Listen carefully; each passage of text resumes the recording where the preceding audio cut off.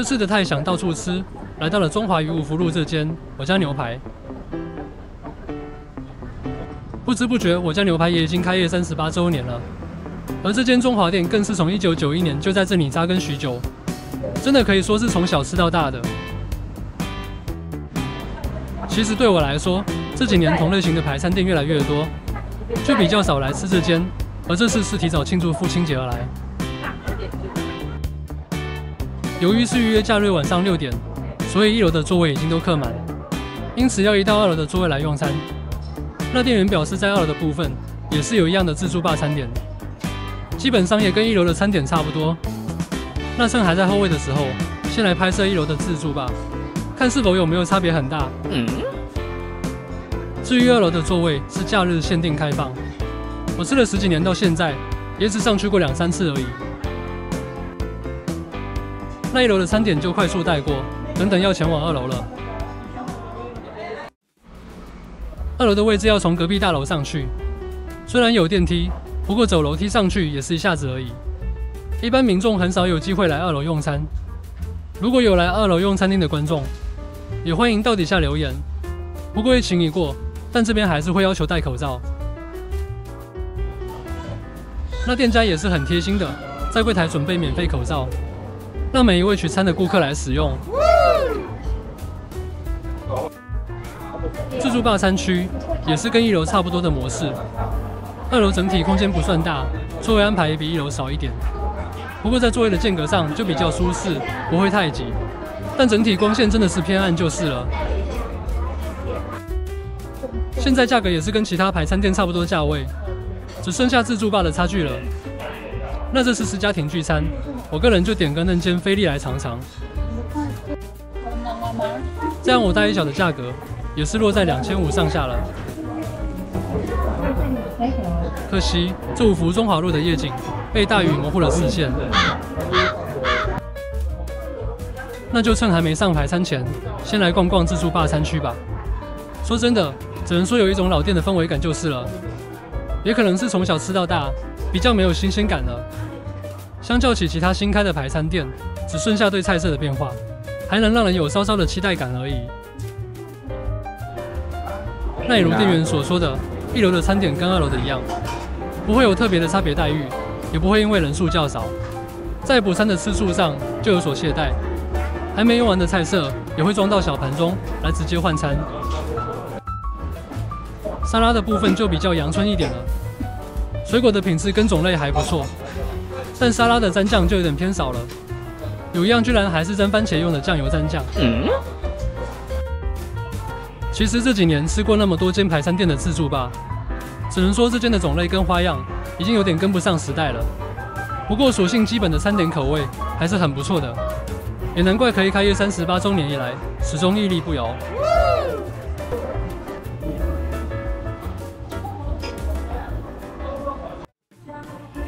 这边要先跟各位观众说声抱歉，由于场地跟光线的限制，所以后半段的用餐影片会偏暗一点。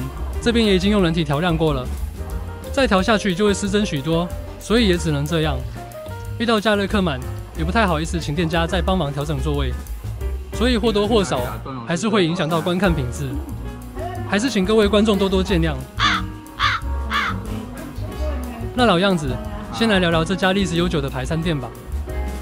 在以往吃排餐，可是一件逢年过节才会有的庆祝活动。我还记得小时候是在爷爷等级的生日，才会全家族的人一起去排餐店吃牛排，真的可以说是在1980年那个时代的奢侈享受。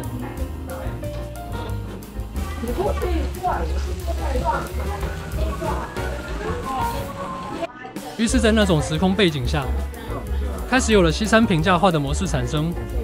而据说，便是从河江街的公园边开始。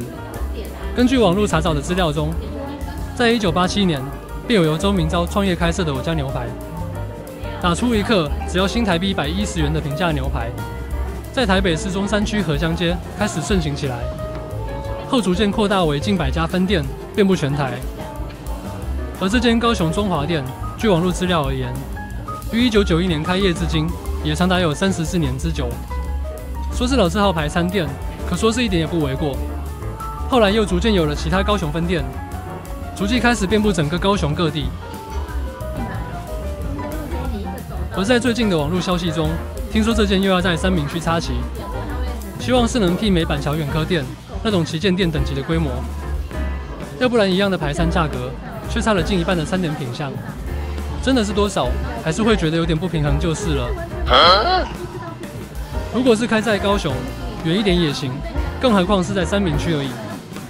现在想想，这家应该是要等到新店开幕再来拍才对。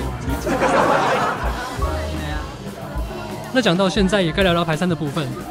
由于是走正式西餐的路线，铁盘上就没有什么台湾独有的配菜，没有面，也没有蛋，更没有淋得满满的黑胡椒酱汁，完全就是以肉的品质来正面对决顾客的舌头。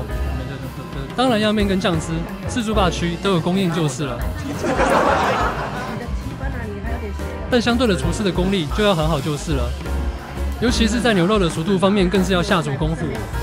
不过老实说，这次的排餐熟度都有点过头了，也不知道是不是因为肉块较为厚重的关系，导致煎的时间都比较久。点7分熟，但整块吃起来跟全熟一样，几乎都没有肉汁出现，甚至到有点干。但也不得不说，真人煎菲力厚度高达3公分，想要整块煎成7分熟，真的是难度非常高。虽然是这样，但味道还是不错，就是有点美中不足而已。只是其他8样式沙朗排餐也是有一样的问题就是了。那中场休息一下，来瓶肥仔快乐水吧。这间我家牛排提供的是罐装可乐，还不错。那也不得不说，这间饮品的选择比较少，喝来喝去还是熟悉的可乐最对味。要罐装可乐还能踩到雷的几率，除非是喝到热的。那接下来就来品尝这间自助吧的菜色吧。说真的，虽然场地不大，导致菜色看起来没有那么丰富，但菜色是真的换得很勤，尤其是热炒类的餐点。这边也是要提醒各位观众，中华路的我家牛排是有限用餐时间90分钟，当然如果没有客满，是不会有那么强制性，店家会看情况的来提醒。想要慢慢用餐，可能也是要看一下时段。那比较特别的是，这里还会有提供虾子这道料理，我来吃几乎都会遇到这道餐点，但这道一出，不到3分钟就会被拿光，竞争相当激烈。其他比较有记忆点的热炒类就不多了，通常还是看季节性来出餐，所以这部分还是要请各位观众自行来体验了。这次坐在2楼，虽然没有到客满，但出餐一样是蛮快的。不过吃到后面，也可能过了用餐时段，感觉餐点更换的速度也变慢了就是。那当然台面的菜色都还是有5分满的情况下。至于汤品就是只有玉米浓汤跟南瓜浓汤，那当然是选择玉米浓汤来品尝。这里的玉米浓汤就回到最原始的口味，喝起来还有点复古的感觉。品尝过那么多家排餐店的玉米浓汤后，似乎已经有一点不太适合我的口味了。虽然不到不好喝，但你要推荐还是有一段距离。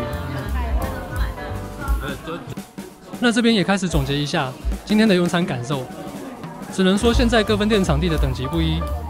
中华店碍于店面的关系，餐点品项自然就少了点，相对于其他新开的分店，更显得略逊一筹。期待未来在三民区新开的分店能走旗舰店的路线，让餐点更多样化，顾客能有更多种的选择。排餐肉品跟自助吧的品质还算不错，虽然在肉的熟度上要再加强调整一下，但也是瑕不掩瑜，算是还能推荐的排餐店。虽然在价格上也与一般的排餐店差不多，相对于餐点竞争力来讲，就稍稍弱了一点。希望日后还有进步调整的空间就是了。那由于对这次38周年活动的加价购没什么兴趣，所以也不再多加介绍这部分了。主要还是提早来庆祝父亲节而已。那本集的影片也要告一段落了。如果喜欢我的影片，请支持按赞、订阅跟分享。期待下个影片与您再相见。